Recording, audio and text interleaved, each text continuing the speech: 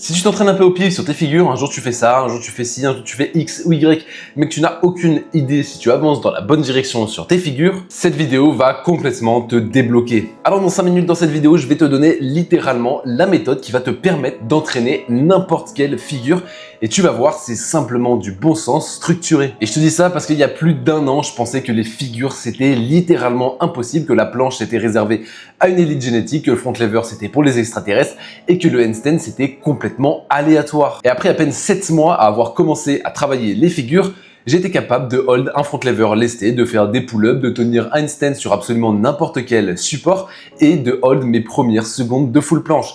Et pourtant, je n'ai pas une génétique très avantageuse car je fais 1m80 pour 75 kg.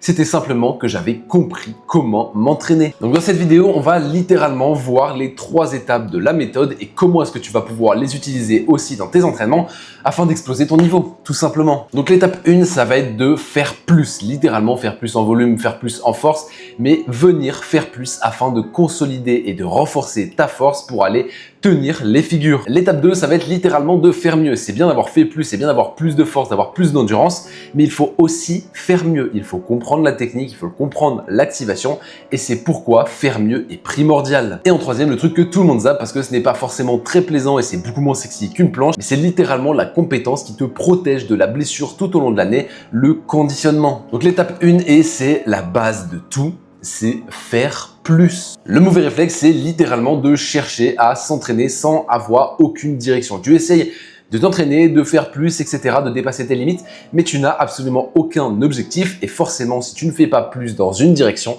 ton corps n'a aucune raison de s'adapter. Pour gagner en force et te diriger vers la nouvelle progression, la nouvelle variante, la nouvelle figure que tu as envie de débloquer, ta séance doit simplement chercher à faire plus. Chercher à faire plus que ce soit en termes de force ou que ce soit en termes de volume. C'est littéralement tes 2 leviers. Et donc, tes 2 leviers ont 2 buts précis. L'un qui va venir te faire gagner en force max sur la figure que tu n'as pas encore débloquée, sur la progression que tu n'as pas encore débloquée mais dont tu as envie.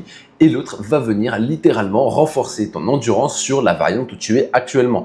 Laissez-moi vous donner un exemple. Si tu cherches à faire plus en termes de force, par exemple, tu es à la straddle planche. Tu vas simplement venir faire ton max hold de full planche. Tu vas venir prendre 5 secondes de repos et ensuite tu vas repartir sur un max hold de straddle planche. Puis tu vas prendre 10 secondes de repos et tu vas partir sur un max hold de straddle planche bas de forme. Et pourquoi on vient venir faire justement un pause set avec une étape 1, 5 secondes de repos, une étape 2, 10 secondes de repos, une étape 3, c'est simplement parce que si tu avais juste lancé ton set en full planche, tu n'aurais pas été capable de faire plus car tu avais encore du jus derrière. Tu es capable, après avoir lancé une full planche en bas de forme, de lancer une straddle en click form, puis de lancer une straddle à l'élastique ou bien une straddle en bas de forme. Et donc ce simple pause set d'environ 30 secondes va littéralement faire exploser ta force et tu vas faire plus. Et ensuite, tu peux également venir faire plus en termes de volume. Donc là, forcément, si tu cherches à faire plus en termes de volume et que tu es sur la straddle planche, tu ne vas pas venir faire plus en full planche. C'est logique. Si tu n'as que 3 à 4 secondes de hold en full planche, tu ne peux pas faire du volume en full planche. Et donc, tu vas chercher à faire plus. Tu as 2 moyens de chercher à faire plus. Soit tu vas faire peu de séries, mais des séries qui seront longues avec beaucoup de temps de repos. Par exemple, tu vas venir faire ton max straddle press to combo. Quand je dis to combo, c'est par exemple max straddle press to L-sit, to montée en force, tout straddle négatif, tout L-sit, etc., etc. et tu inventes tes propres combos. Donc ça, c'est la première façon, c'est simplement de venir faire des longues séries avec beaucoup de temps de repos, 4 à 5 minutes et faire peu de séries. Ou alors, la deuxième méthode, c'est simplement de faire des séries qui vont être courtes, mais tu vas venir faire beaucoup de séries avec peu de temps de repos.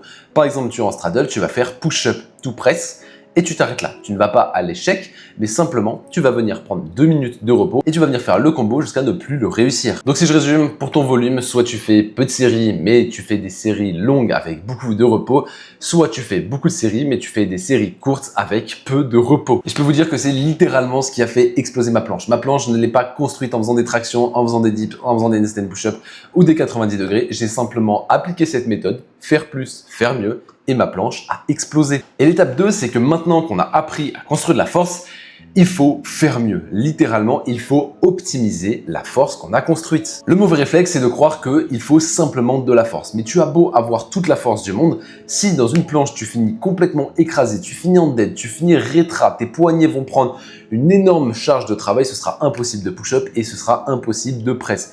C'est pourquoi il faut venir travailler sur la forme pour optimiser notre force. Et donc, quand tu vas venir faire mieux, tu auras deux types de séances. Le premier type de séance, c'est quand tu ne seras pas trop fatigué.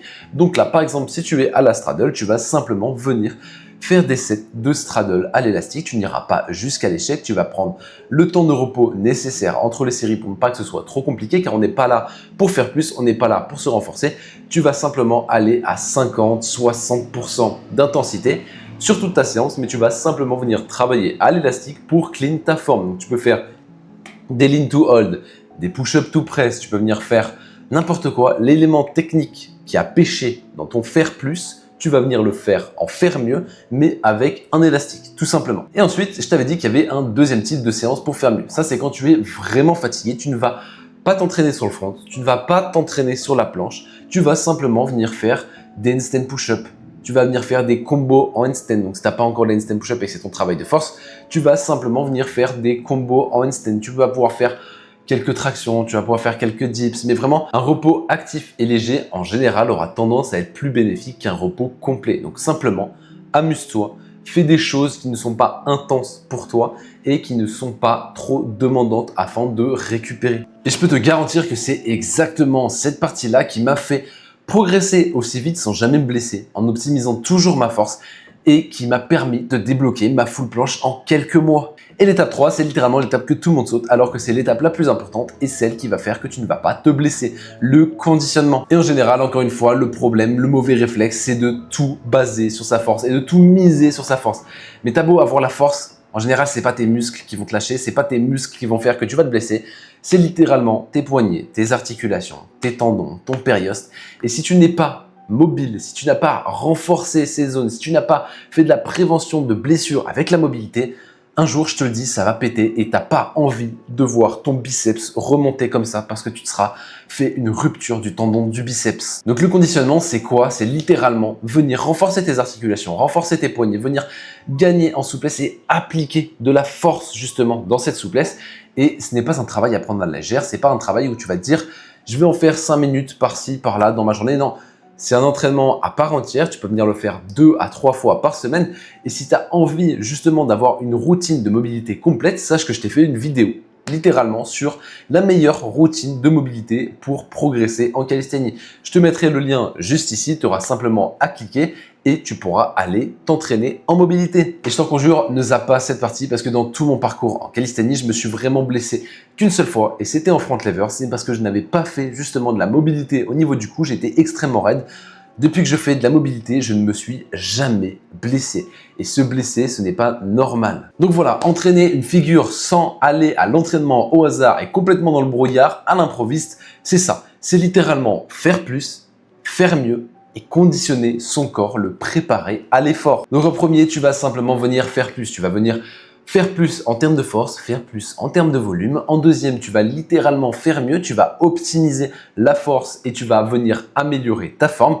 Et en troisième, tu vas simplement venir préparer, prévenir les blessures et travailler sur ta mobilité et sur ton corps. Et donc voilà, j'ai pensé à toi, j'ai été sympa, je t'ai littéralement mis toutes ces structures dans un programme PDF en description. Tu as simplement à le télécharger et à t'entraîner. Et par contre, si la calisthénie c'est vraiment important pour toi et que tu as envie d'aller le plus vite possible vers tes figures, je t'ai mis le lien pour réserver un appel avec moi en description. Littéralement, tu réserves ton appel, on va parler un petit peu, on va discuter de ton parcours en calisthénie et on va voir comment t'aider au mieux pour que tu puisses réussir à performer le plus rapidement possible. Et sur ce, je te souhaite une très bonne journée et entraîne-toi bien.